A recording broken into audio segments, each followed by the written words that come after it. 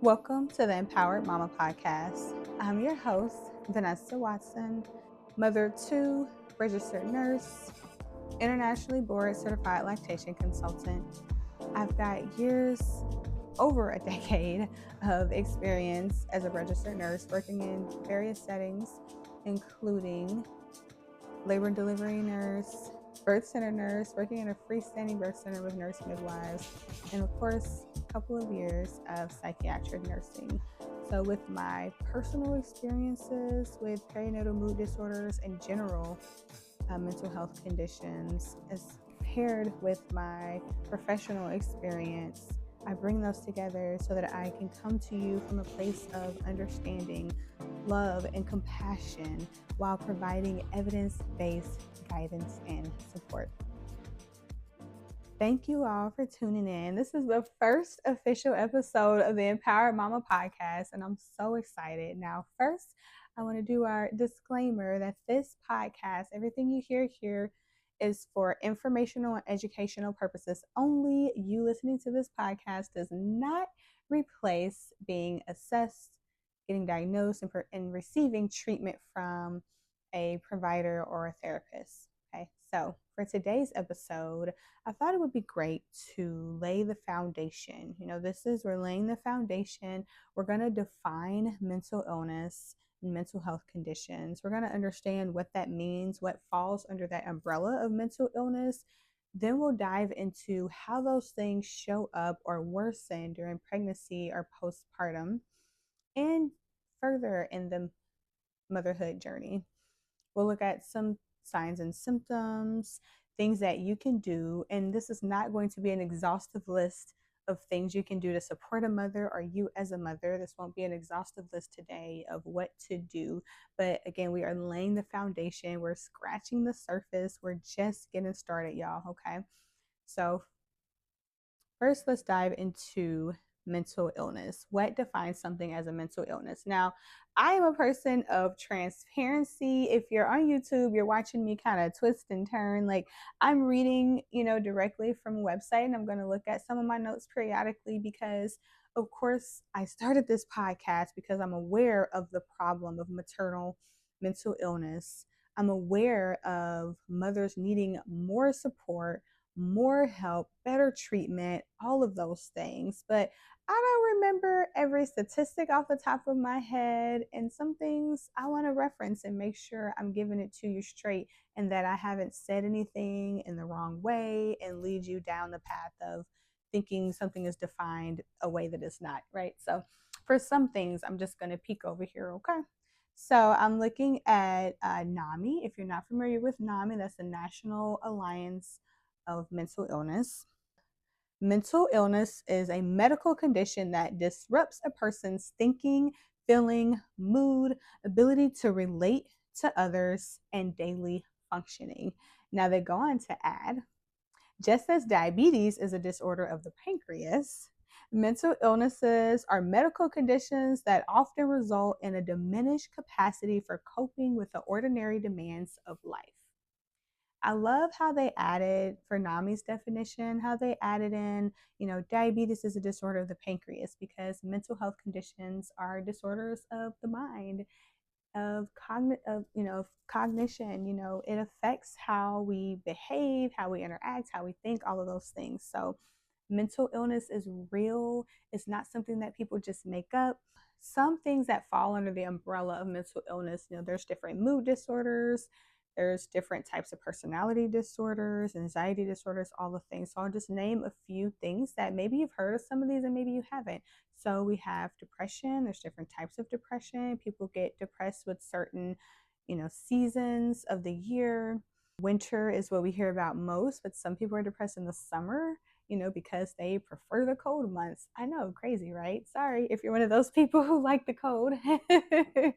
But we have the seasonal depression. We have, for example, bipolar disorder is, a mix of depressive states and manic states.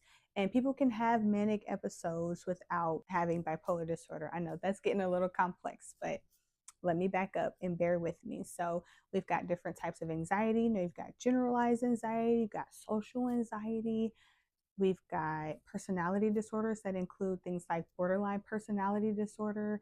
We have narcissism. And I know in today's world, so many people like to throw around that word. Some people don't like how someone behaves or does something, and now they're labeled as a narcissist. But I want you to know that that is a serious disorder, okay? And it should not be taken lightly. And it's a real, actual problem that people do need, support for. Don't take it lightly. Stop labeling everybody as a narcissist, okay? And OCD is another one that I hear that thrown around a lot. Obsessive compulsive disorder. So this can be crippling in people's lives. And again, especially what we're talking about here in motherhood, this can be a very crippling disorder. And it's not simply having a preference. Some people say, oh, I just like my clothes folded this way. I'm so OCD. I just really want to have my dishes stacked up in this particular order. That in itself, that is not OCD, y'all.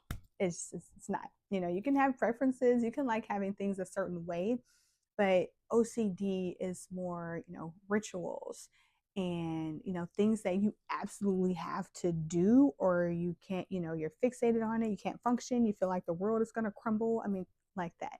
So more on that another time, but that's one thing.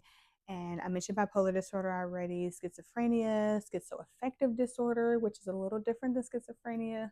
More on that another time. Today, we're just kind of hitting the basis of what falls under the umbrella of mental illness. Post-traumatic stress disorder, and ADD, ADHD. Now, that's what's important about that is that not everyone has the hyperactivity, so that's why there's ADD and ADHD. Okay, and then psychosis. Now, this is a serious medical emergency if someone is in a state of psychosis. So, in psychosis, they're not really in touch with the reality that is around them. Okay. In a state of psychosis, a person may experience delusions, hallucinations, they may become violent, they may be agitated, they would be at risk of harming, other people around them. They may be in a state of delusion. With the psychosis, they are not going to be thinking rationally. So they'll be irrational, they'll be erratic, and this is a dangerous situation, and you do need to seek immediate help in a case like that. Okay, so these are things that everybody can experience, okay, not just mothers. And that's important to know because there's a lot of mothers who go into pregnancy already experiencing some of the things that I've mentioned. And then what happens during pregnancy or the postpartum period, which postpartum is childbirth up to that first year after the child is born. So that time is the postpartum period. So there are mamas who go into pregnancy already dealing with mental health illnesses. They may be getting treated, or they may have never gotten treated for these things. They could have dealt with these things since childhood and just never got any treatment. And then they become pregnant, and all the changes in pregnancy and everything worsens these. So I'll come back to that in a moment. But I did want to touch on a couple quick facts real quick. So as I mentioned, this can be experienced before pregnancy, and many, people of all ages, races, socioeconomic statuses, adolescents. And another thing, and again, we'll touch on this more later because I was a teen parent, and I'm definitely going to touch on that later on a later episode. So motherhood and adolescence, high risk times for developing mental illnesses or worsening mental illnesses. So from NAMI, National Alliance on Mental Illness, 1 in 4 American adults experience an episode of mental illness per year.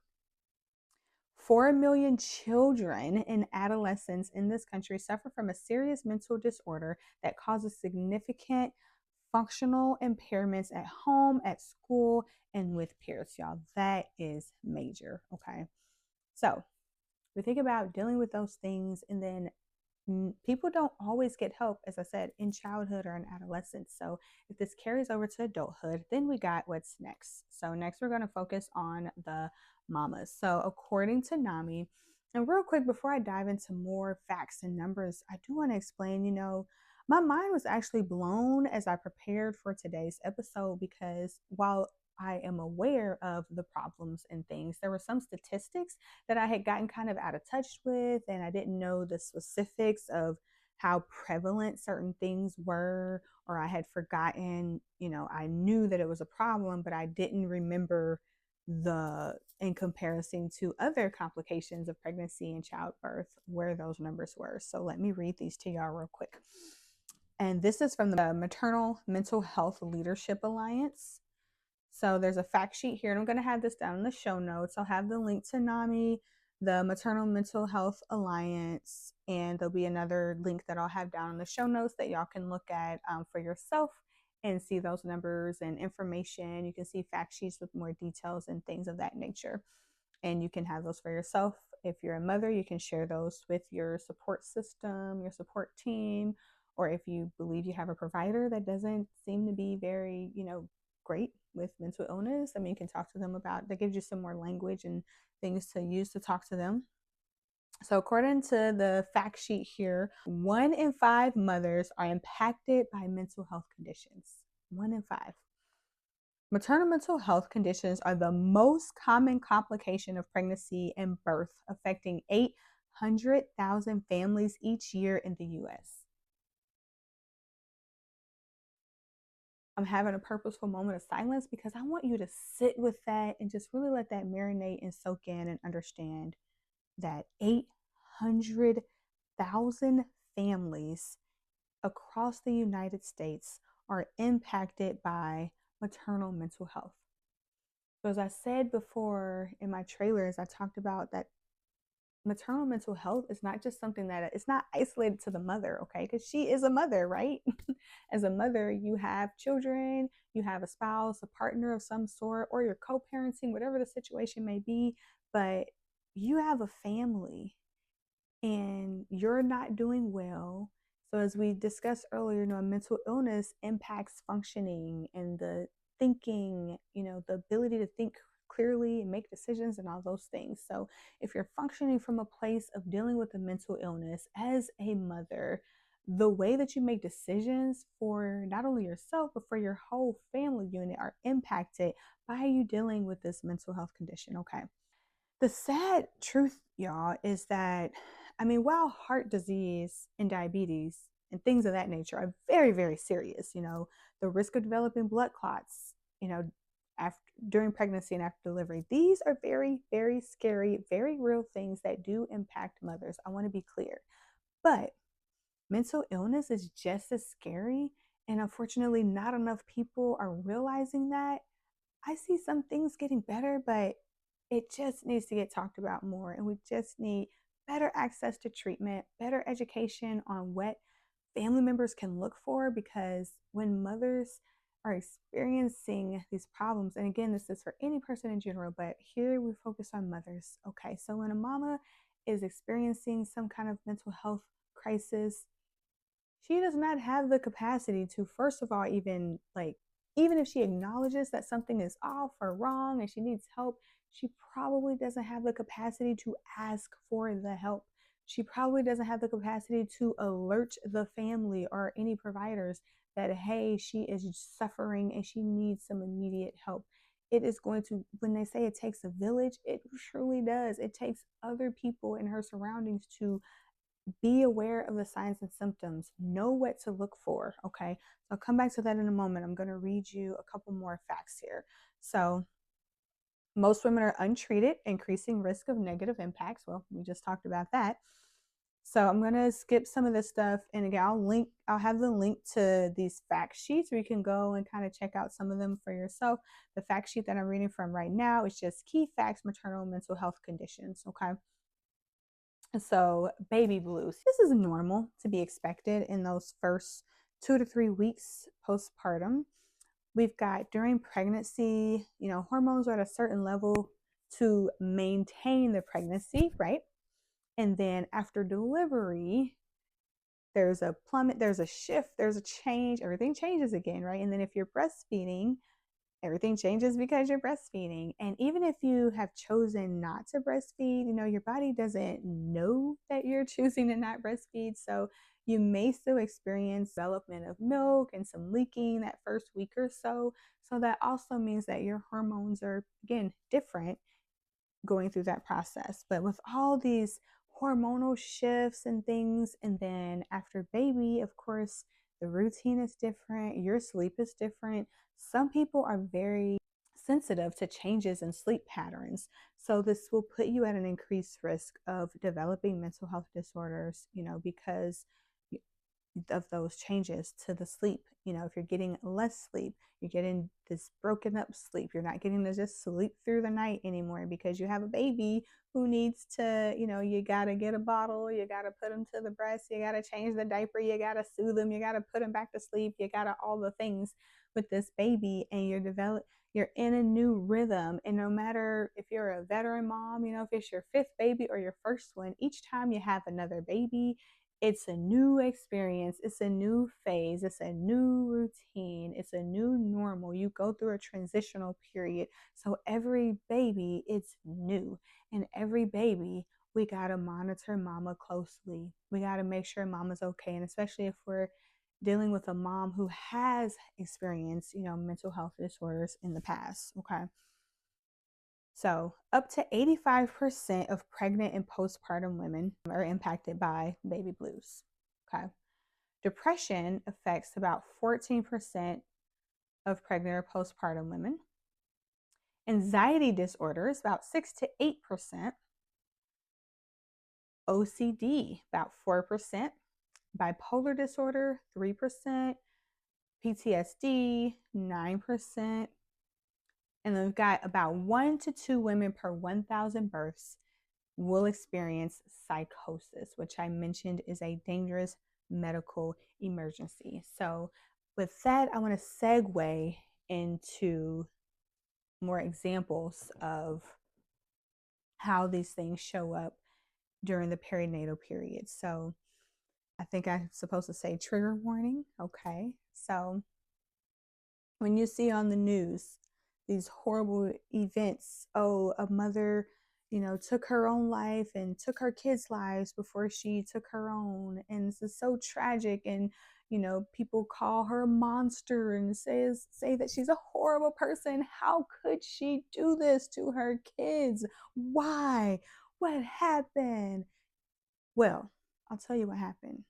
Most likely, of course, not every situation is the same, and for everything there's outliers, right? But what could have happened is we have a mother who experienced some of these other things: anxiety, depression, agitation, these other mental health conditions that went untreated for an extended period of time, weeks or months, and then that led to eventually going into postpartum psychosis.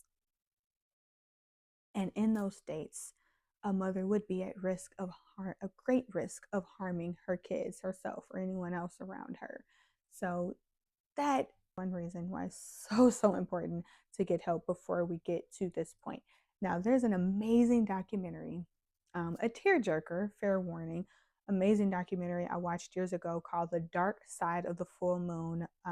There might be a link in the show notes. Don't hold me to that, y'all. I'm going to see if I can find where to watch it now, but it's been at least a decade or so since I watched that documentary. But it focuses on perinatal mood disorders. They interview a few mothers. There is a mother who, I won't tell you the whole story. I'll just say that mothers that have had, across the spectrum, different experiences with mental illnesses, including going into postpartum psychosis. And they talk about the lack of support that was available. They talk about simply not knowing that these things could happen. And they talk to some providers that, and I can't say how often this happens, you all, but it does. Unfortunately, they talked about how some providers were not assessing mothers properly because they just didn't know what to do.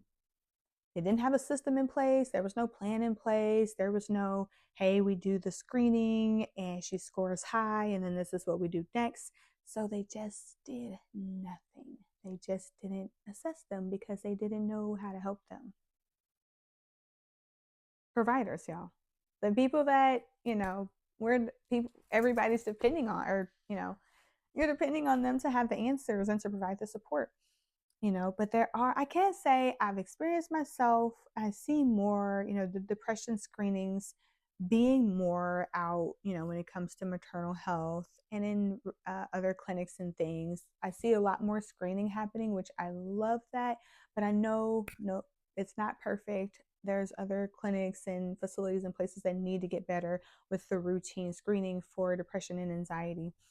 Another thing that documentary, A Dark Side of the Full Moon, they touch on is a fear that some mothers have of their kids being taken away if they admit that they're experiencing any of these signs of mental health disorders, which can look like, being super obsessed, fixated on like worrying that something bad is going to happen to you or your child, or actually having thoughts of hurting your child, hurting yourself, experiencing intrusive thoughts, and these are things that just, the thoughts are just kind of popping in, and you're not actively, you're not just wanting to hurt your child, but maybe the thought just sneaks in sometimes. That's not something most people are comfortable just openly admitting, you know because the possible consequences are scary. That's a real fear, but that's one reason why mamas don't seek help. And other reasons include just simply not knowing that help is available. So that's another reason this podcast is here. So if you're a mother listening, please know that you don't have to suffer through those experiences. If you find yourself feeling super worried about things, you're easily irritable, um, all of those different things that we've mentioned. And this is not an exhaustive list today, y'all. I promise at later episodes, I'll take a much deeper dive as we pull apart these things individually. But I wanted to just really scratch the surface today, just really get us more of an introductory of what we're looking for, what we're looking at, what are we talking about when we talk about these disorders. And something that I just realized I've been forgetting to mention throughout substance use disorders. So that's the abuse of drugs, alcohol, prescription drugs. So, not just recreational drugs, but prescription drugs. Of course, I think most of us know by now that those are often abused as well. And I want to point out, coming from a place of compassion and love, something that I like to explain, y'all. No one wakes up one day thinking, gee, today feels like a good day to be an alcoholic. I think this is a great time to start abusing drugs. Yeah, I'm gonna use these IV drugs and just totally ruin my family. I'm gonna spend all of our money, and I'm gonna be homeless because everybody's cut me off because they're just tired of dealing with me since I don't want to get help for this problem. And nobody thinks that, y'all. Nobody. And oftentimes substance disorder may pop up as a result of things that have been untreated, traumas and other mental health disorders that have gone untreated. And the substance use is sort of a quote unquote self-medicating effort. And I can tell you also, more on this later, y'all, but from personal experience, I can relate to this unwell. I'll say unfortunately, but I am showing up here to be vulnerable and honest with you all. I know a little thing about some of what I just mentioned. So, using those substances to try to put a band aid on pre existing problems. Okay. We've talked about all the mental health disorders. We've talked about some of the ways they show up in parenting. And I know I didn't go into a deep dive, but again, we've kind of scratched the surface. Some things to look for. When these things can pop up. And mamas or anyone listening, I would encourage you, especially if you're a pregnant mother, you're expecting, write down, some of these things for people to look for. Tell them to look out for you becoming extremely worried about things. If you're not enjoying things that you used to enjoy, if they notice you becoming easily irritable, if you start, speaking in a way that's not normal for you, speaking too fast, speaking too slowly, you're like stuttering and stumbling over your words when usually you're very articulate, things like that. If you are acting erratic, if you're making irrational decisions, just all of these kinds of things. Put a list up, and especially if you've dealt with mental health disorders before stepping into your motherhood journey, write down some of your triggers. If you know what your triggers are, if you know, for example, if you get less than 7 hours of sleep, that you're going to be cussing everybody out, you're going to be yelling at the kids and your partner, and it's just going to be a bad day. Like, if you know that about yourself, like, we've got to protect your sleep. We got to protect your sleep. And yes, I'm looking at my notes here. Make sure I didn't forget something that I wanted to say. Okay. And thank you. Whoever is listening right now to this first episode, I love y'all so much because this is like raw and I'm figuring out my podcast life. But this is a mission of mine to raise awareness, get better support for mothers, and better support for families. Before I let you go, a couple of things. So, if you or someone you know are experiencing a mental health crisis, you can call the lifeline, suicide crisis lifeline at 988. So, you just dial 988 24/7 support. And also, we have a different number specifically for, let me get the number pulled up here. So, from the National Maternal Mental Health. This is the National Maternal Mental Health Hotline. So it's going to be 1833 TLC Mama. TLC Mama, which those numbers are 852-6262. So the National Maternal Mental Health Hotline is 1833-852-6262. You can dial this number for, if you are a mother or a mother who is experiencing some sort of mental health problem, need some additional support, you can call that number 24/7. And then I also want to, a very important, point out, if someone is experiencing, we talked about a medical emergency, that psychosis, or if someone is in immediate danger of hurting themselves or someone else around them, you can call 911, of course. But listen, very important, when you call 911, you need to notify them that you are calling about a psychiatric emergency, okay? Or you can say a mental health crisis, but it's so important that you let them know what type of situation you're calling about, because that is going to determine the type of help that you get. So then you can also ask for a crisis intervention team, okay? The crisis intervention team. If they don't have one, hopefully they at least have like a few officers that are properly trained in de-escalation tactics and things, or knowing how to, approach people that are in a state of psychosis or dealing with, suicidal or homicidal ideation, because that's going to make the difference in the outcomes, y'all. If you get an officer on the scene that's not trained, not CTI trained, or doesn't understand dealing with mental health crisis, what we're going to have is a situation that is worsened instead of getting better, and it's going to be a poor outcome for everyone involved. So very, very important to tell them when you call 911 that you're calling about a mental health crisis or psychiatric emergency. So you can call 988 anytime. You can call that hotline, and if you call 988, they would tell you if you actually need to call 911 to get immediate assistance. And again, there was the Maternal Mental Health Hotline at 1-833-852-6262. Now, I do have a way that I want to stay connected with y'all throughout the week. I'm very excited. So, as a Christian woman, and I want to pause real quick and say, you know what, if you're here and you don't identify with the same religion as me, listen, I still have all the love in my heart for you, and I'm so happy you're here. So please know that you do not have to follow the same belief system that I do in order for you to show up here and be in this space. But if we are aligned that way, and if you enjoy reading the Bible, I love the Bible app.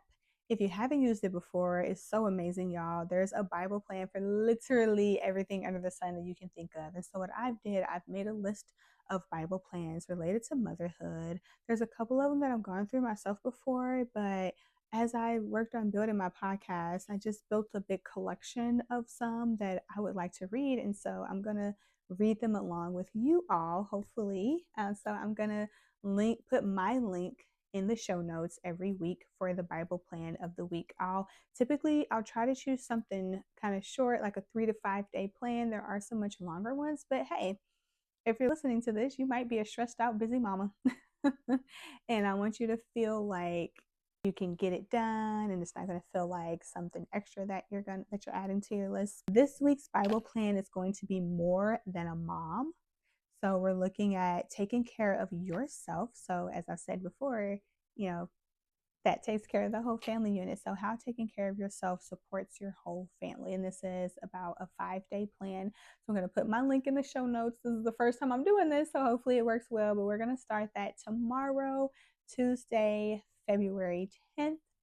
And if you haven't used the Bible app before, the way it works is each Bible plan, there is a devotional, and then there's a certain amount. It might be one scripture, or there might be 2 or 3 afterwards. Typically, is kind of how it goes. And then when you're doing it as a group, connected with other people, you'll have a space at the end where you can do comments, and we can all talk about what we got out of that devotion for the day. And I just really love it as a way to like kind of across the phones or whatever, build community from afar. My church, shout out to New Vision Christian Center in Grandview, we do Bible plans together every week. So that's how I got started on this, and I have loved the Bible app so much, y'all. So just to recap real quick, we defined mental illness. We talked about mental illness, some, I would say, alarming stats related to maternal mental health. We talked about a few things to look for in the space of dealing with maternal mental health. Oh, I do want to say one important thing that I know I forgot to say earlier on. Other things that signify specifically to perinatal mood disorders. If you have experienced trouble bonding with your baby mama, it's okay to ask for help. It's okay to talk about it, but that can be a part of these mood disorders too. When mothers experience difficulty bonding, when mothers don't feel, aren't just overflowing with joy for the baby, it doesn't mean that you're a bad mother. Your mind, your hormones, your everything are just trying to find the balance, okay? But if that persists, yes, add difficulty bonding and difficulty connecting to another reason to talk to someone and seek some support. Okay? I really appreciate y'all tuning in. Next episode, we're going to do a deeper dive into a couple of these disorders and some different support things that can happen at home and seeking support. So everything's going to be in the show notes, the links that I mentioned, link to the Bible app. And please leave a review. Please be nice to me. If you feel inclined, leave a 5-star review. But most importantly, I want to hear at least one thing that resonated with you today, at least one thing that you're going to carry with you as a mother or as a supporter of mothers, one thing that made a difference for you today. And if you're watching on YouTube, listening on Spotify, Apple Podcasts, or another app, wherever you're tuning in, listening from, please share. Because that's how we get to have the greatest impact, the greatest number of mamas. Peace and love, y'all.